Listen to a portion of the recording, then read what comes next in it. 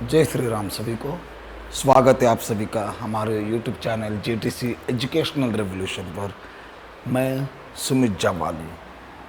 आज इस वीडियो में जो कि एक्सरसाइज 8.3 का दूसरा वीडियो होगा, यहाँ पर हम थर्ड प्रॉब्लम से इस वीडियो को स्टार्ट करेंगे। चलिए अच्छे से फॉलो करिएगा स्टूडेंट्स। सिंपल से क्वेश्चन से यहाँ पर भी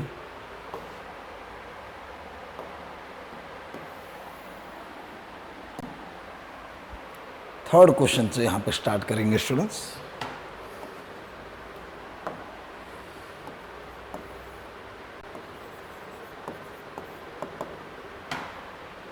Prove that ratio of areas of two similar triangles is equal to the square of the ratio of their corresponding medians. Right. See, दो सिमिलर ट्रायंगल्स है, उनके एरिया का रेशियो हमें लिखना है और ये बताना है कि वो जो रेशियो है एरियाज का वो उनके करस्पॉन्डिंग मीडियन के स्क्वायर के रेशियो को इक्वल होगा। Right, clear. सो दो मीडियन ड्रॉ करने हैं, उनका रेशियो लिखना है और उसको स्क्वायर करना है। So area of this two triangles and the area of the square of this area of the ratio of the square of the medians should be equal. मतलब अब देखिएगा स्टूडेंट, पहले तो दो ट्रायंगल लिख लेते हैं, आपको धीरे धीरे समझ में आएगा। यहाँ पर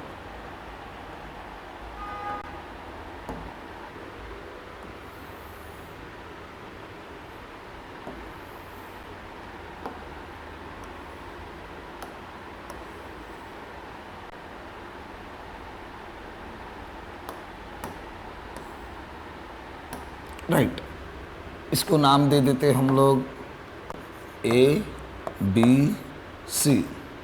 इसको नाम देंगे E F G। Okay, right. और अब मीडियन यानी कि मीडियन वो लाइन होता है जो एपेक्स और mid point of the base को ज्वाइन करता है। अब देखो, इस BC का मिड पॉइंट है, मान लो यहाँ पर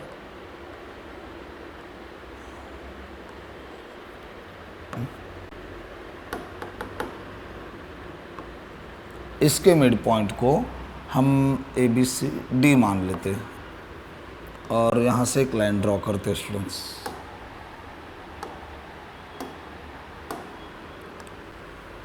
राइट, अभी तो ये सीधा नहीं है, अब समझ जाए, सीधा ड्रॉ करिएगा आप लोग। ये जो है AD, ये है एपेक्स, हाँ ये है मीडियन, और EFG इसे हम मान लेते हैं H, इस मिड पॉइंट को। Right, okay. सो यहाँ से हम एक स्ट्रेट लाइन ड्रॉ करेंगे।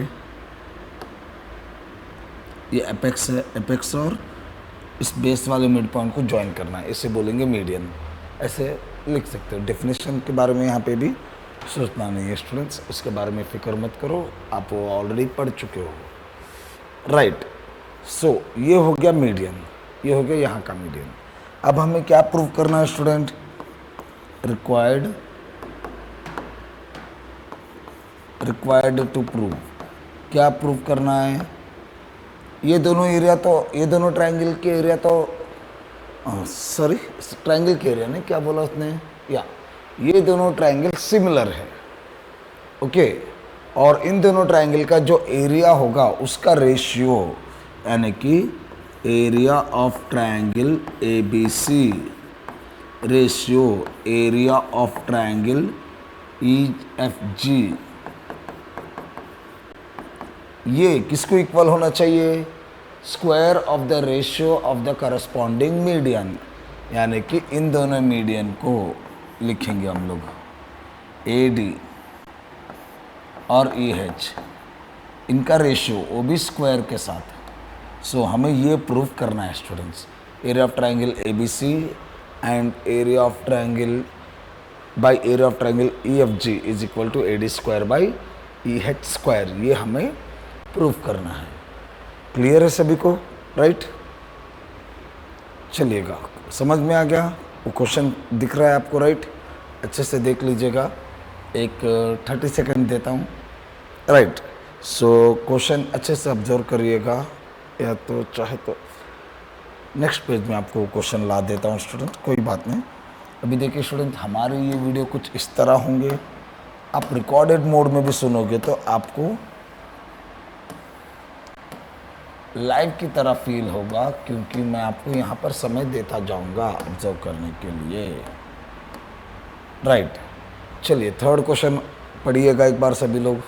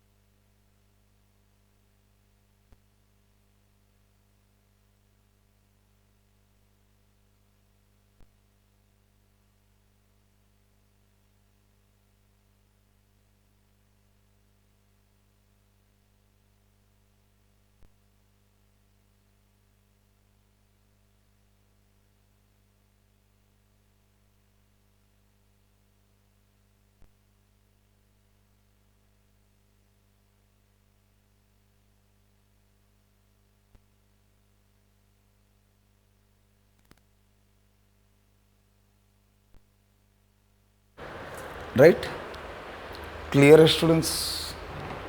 चलिए यहाँ कंटिन्यू करते हैं। नाउ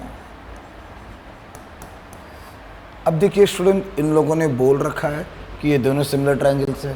राइट, सो क्यों ना मैं ऐसे लिखूं, see we no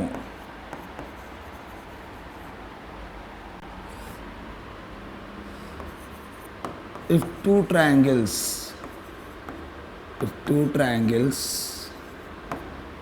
are similar, then ratio of their areas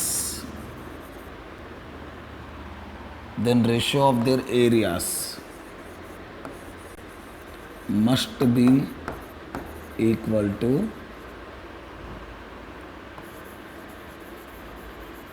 ratio of square of corresponding sides।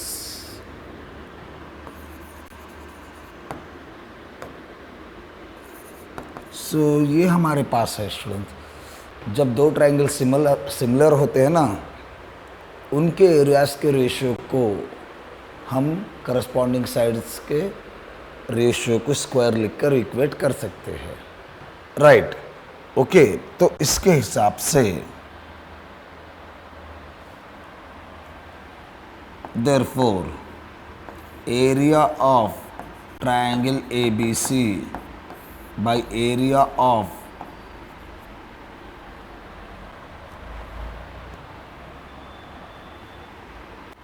triangle EFG must be equal to, see, square of the ratio of their corresponding sides। so corresponding sides के ratio लिखो और इसका square लिख दो, corresponding sides. अब देखो student, ABEF ये दोनों करस्पॉन्डिंग साइड हो गए, AB एंड EF, तो न्यूमरेटर में AB लिख रहा हूँ, डिनोमिनेटर में EF लिख रहा हूँ। ओके, राइट, ये क्यों लिख रहे हैं हम लोग?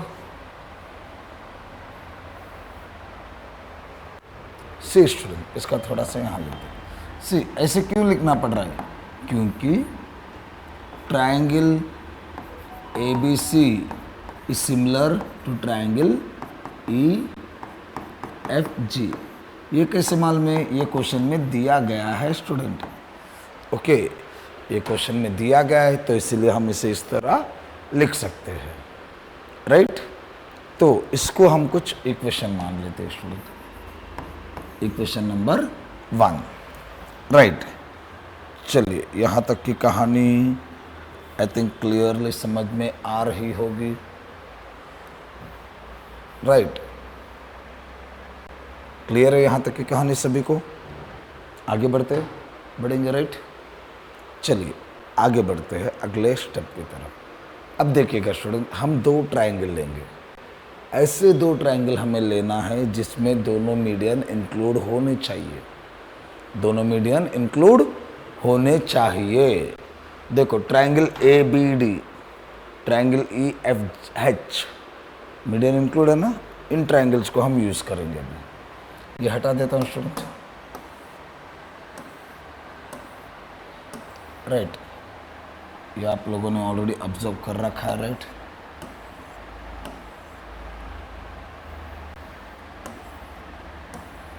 पता नहीं भाई ये कहाँ गया।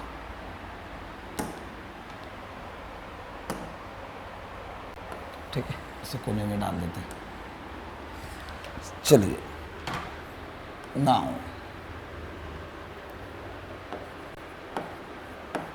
दो ट्रायंगल कंसिडर करेंगे। ट्रायंगल ए बी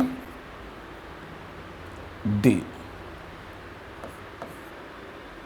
ड्रॉ कर लेते हैं राइट। एक काम करते हैं, पहले ड्रॉ कर लेते हैं और भी बढ़िया रहेगा।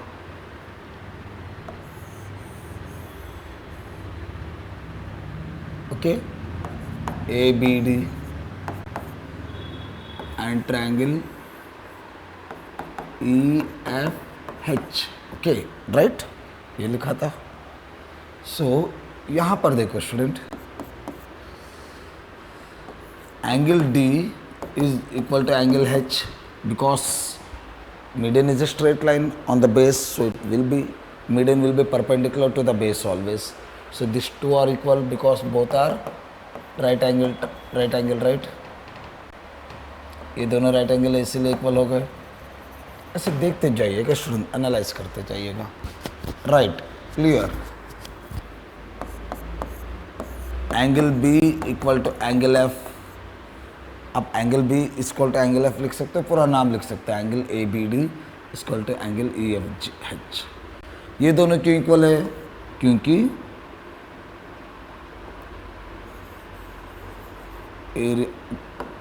अब देखो स्टूडेंट, यहाँ पर ये दोनों ट्रायंगल कैसे थे? ये दोनों ट्रायंगल सिमिलर थे, तो angle B equal to angle F होगा कि नहीं?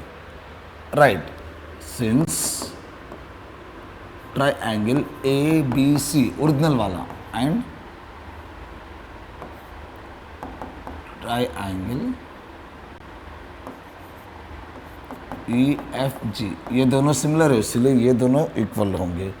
इसको आप चाहे तो यहां लिख के बता सकते हो,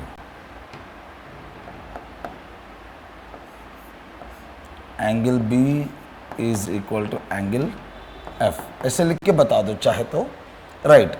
इसको इक्वेशन 2 मान लो। ये सब क्यों हो रहा है? क्योंकि दोनों ट्रायंगल सिमिलर है। ऐसे लिख के बता दिए तो आप यहाँ पर डायरेक्टली लिख सकते हो, ये ना लिखकर आप ऐसे लिख सकते हो, फ्रॉम इक्वेशन 2, ऐसे लिख सकते हो। वहाँ अगर आपने वैसे बता दिया तो यहाँ फ्रॉम इक्वेशन 2 बोल के बता दो राइट। अब देखो देयरफॉर, अब देखो दो करस्पॉन्डिंग एंगल्स इक्वल हो गए right, by double A similarity और by double A concept, triangle A B D is similar to triangle E F H. ये दोनों ट्रायंगल सिमिलर होंगे स्टूडेंट अभी राइट। ऐसे कर दो, यहाँ पे इक्वेशन 2 लिख दो, आपके लिए बढ़िया होगा राइट। क्लियर, तो ये दोनों सिमिलर हो गए। अब करते हैं अगला काम। यहाँ पर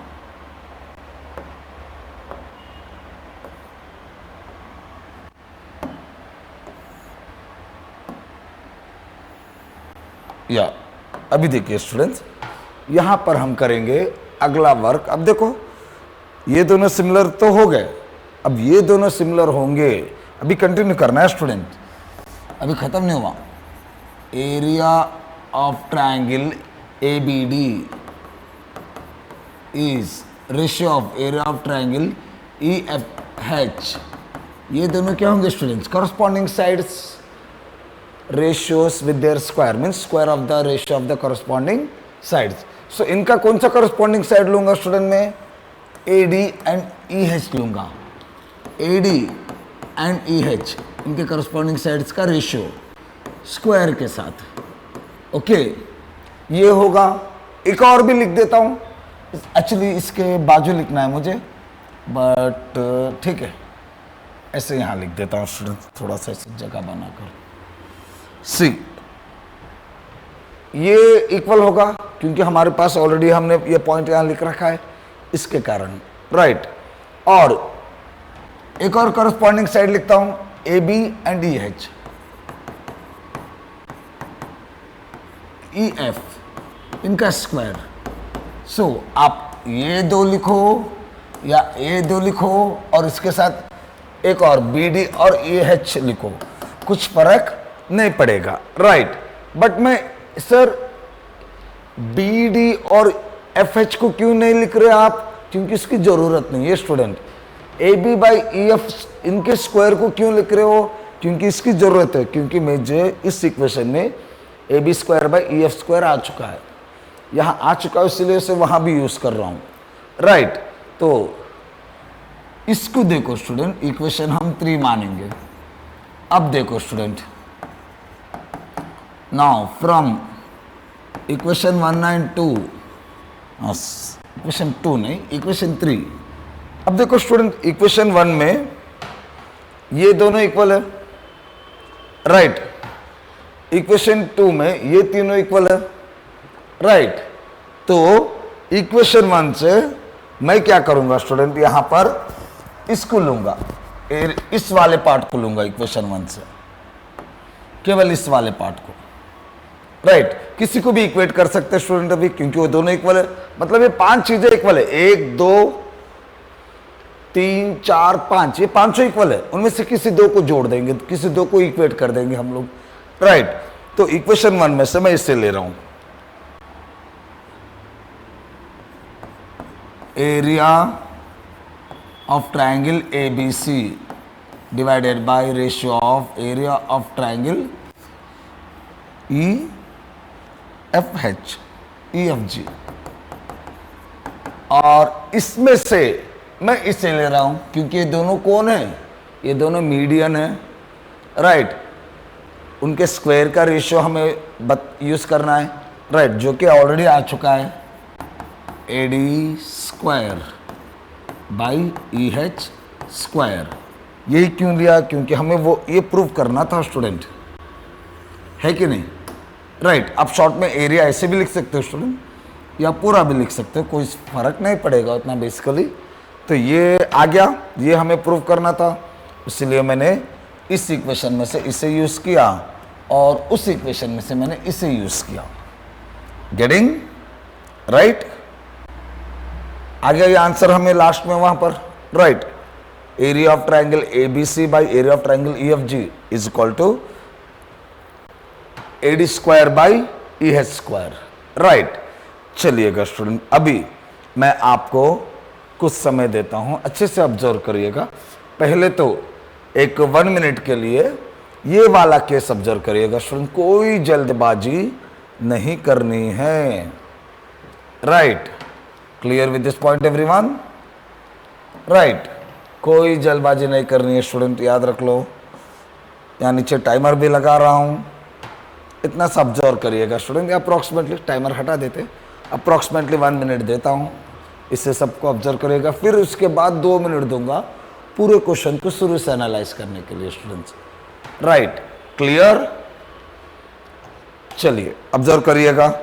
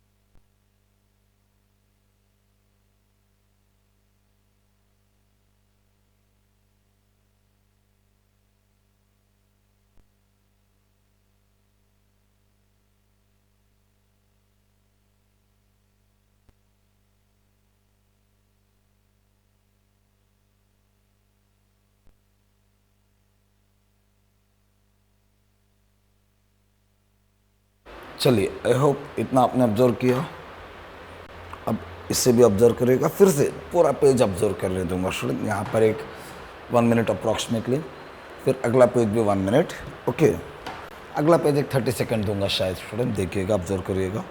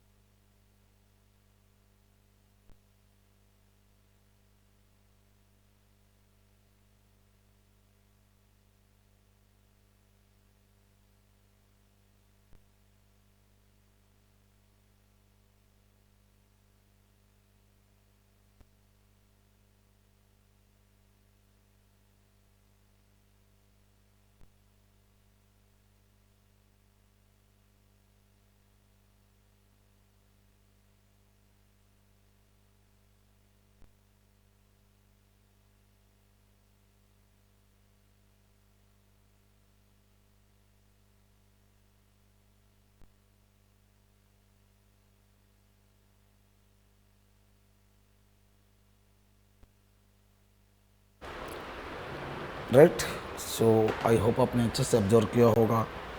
लाइव सुनने वालों के लिए भी बेनिफिट रहेगा ऐसे क्लासेस में, और जो रिकॉर्डिंग सुन रहे हैं उनको भी ये लाइव की तरह ही लगेगा स्टूडेंट्स, क्योंकि आपको पॉज करना नहीं है, वीडियो देखते जाओ, उसी में समय दे दूंगा मैं आपको। Right, clear.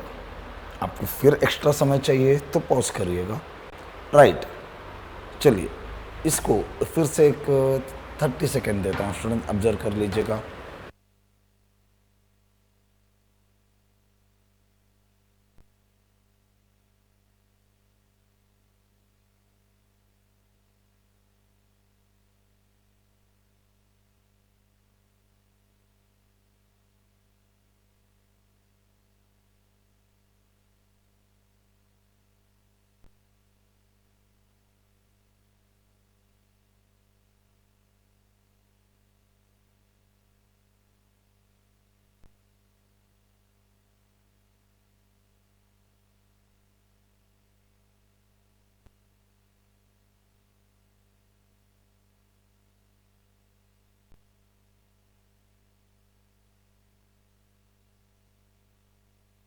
चलिए students, clear, I think finally complete हो चुका है। राइट, तो हेंस प्रूव्ड। राइट, सो ऐसे लिख देना है रिक्वायर्ड, यहाँ पे आप गिवन भी लिख सकते हो स्टूडेंट्स। ओके, चलिए आई होप आपको समझ में आया होगा क्वेश्चन अच्छे से, और सॉल्यूशन पूरा जो भी हमने कर रखा है। अभी जाते हैं 4th क्वेश्चन की तरफ। Triangle ABC and triangle DEF are similar, already बोल रखा है उसने इसमें। ओके, दो ट्राइंगल ड्रॉ कर लेते हैं।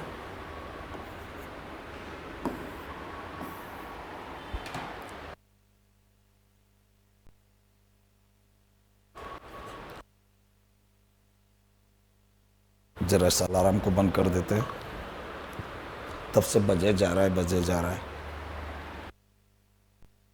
नेक्स्ट 4th क्वेश्चन देखते हैं।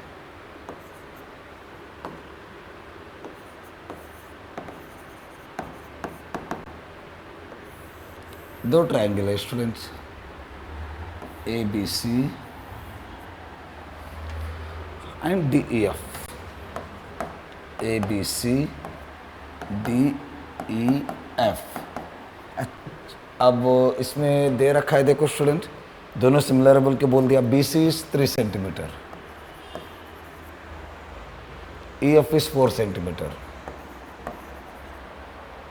एरिया ऑफ ट्राइंगल ABC इसका 54 सेंटीमीटर स्क्वायर है। Find the area of triangle DEF, इसका एरिया आपको फाइंड करना है। सो गिवन क्या क्या दिया, देखो स्टूडेंट इन लोगों ने।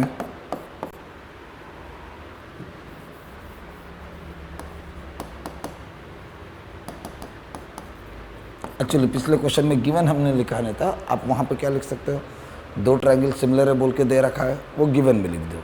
राइट, अब यहाँ क्या दिया, देखो student, triangle ABC similar with triangle EFG नहीं है, यहाँ पे DEF है। ओके,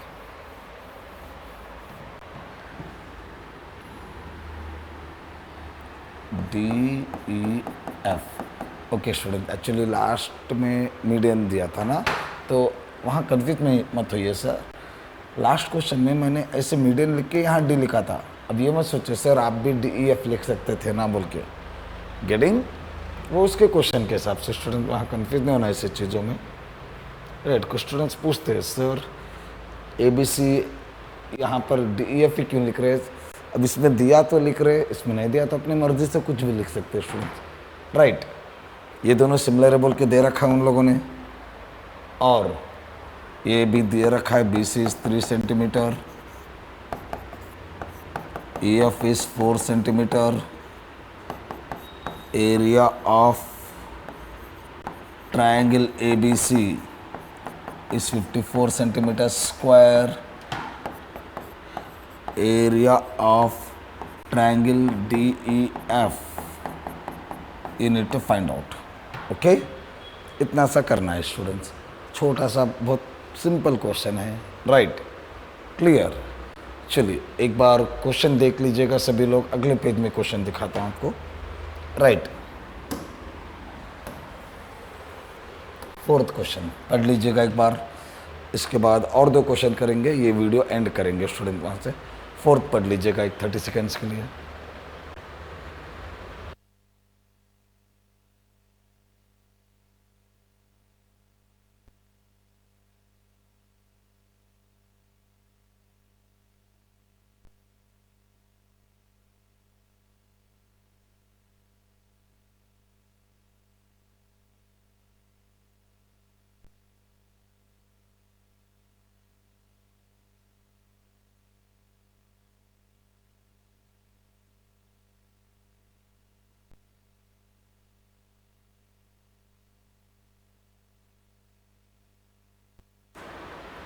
ये दिए गई चीज़ें, अब देखो स्टूडेंट, सिंपल स्ट्रेट फॉरवर्ड है।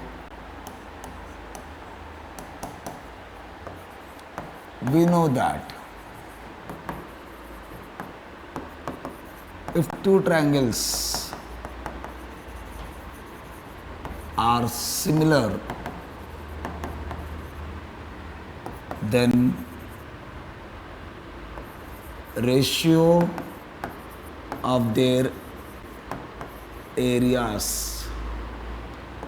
must be equal to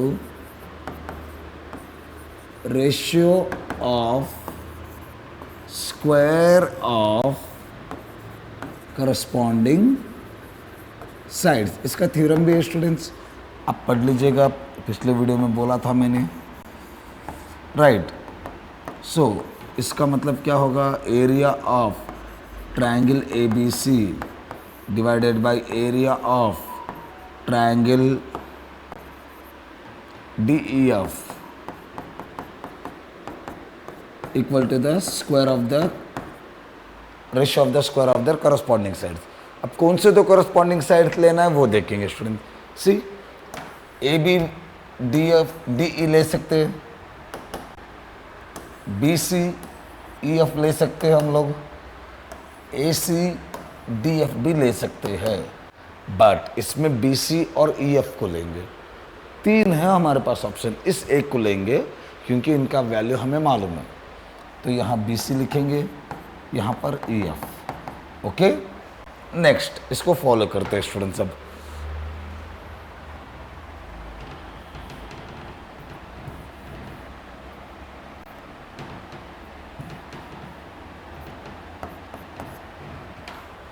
अब देखो एरिया ऑफ ट्रायंगल ABC का कितना दिया उन्होंने, 54 सेंटीमीटर स्क्वायर। 54 लिख देता हूँ, यूनिट से बाद में कैसे भी एरिया फाइंड करना है, यूनिट में सेंटीमीटर स्क्वायर ही लिखना है। एरिया ऑफ ट्रायंगल DEF नहीं मालूम है, एरिया ऑफ ट्रायंगल DEF ये नहीं मालूम है। BC कितना दिया, 3 दिया, EF 4 दिया, सो 3 स्क्वायर नीचे 4 स्क्वायर लिखेंगे। अब इसी को सॉल्व करना है, ये फाइंड करना है। राइट, सो 54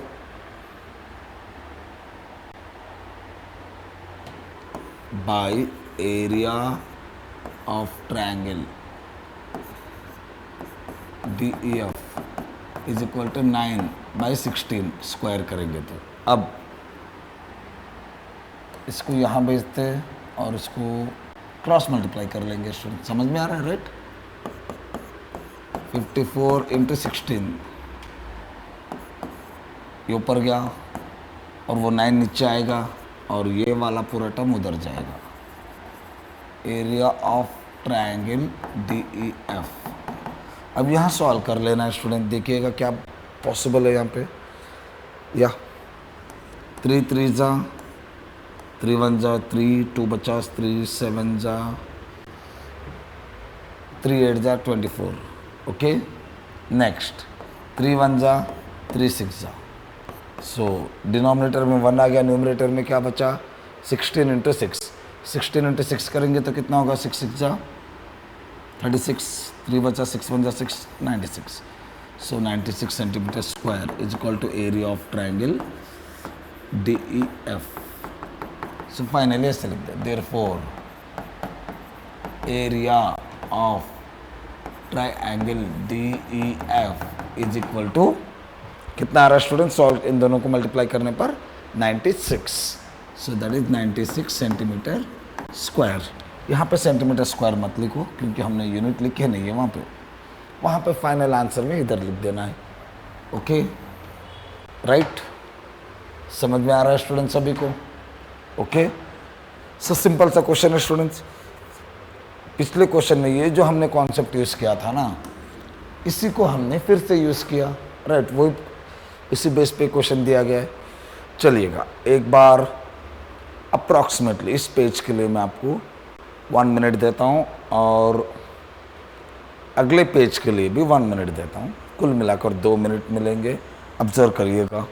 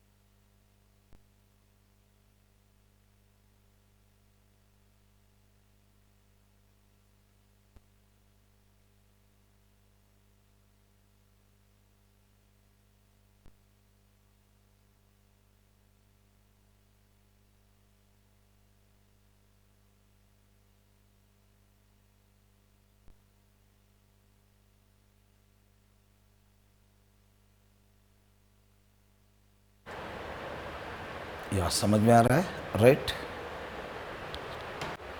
चलिए स्टूडेंट अगले पेज की तरफ बढ़ते हैं। ऑब्जर्व कर लीजिएगा। होप सभी को समझ में आ रहा है।